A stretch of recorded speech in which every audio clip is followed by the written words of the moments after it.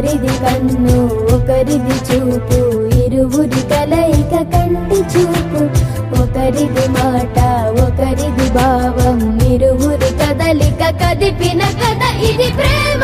ప్రేమ తిరిగొచ్చే తీయగా ఇది ప్రేమ. ప్రేమ ఎదురొచ్చే హాయిగా ఇది మనసుని తడిపిన క్షణము కదా.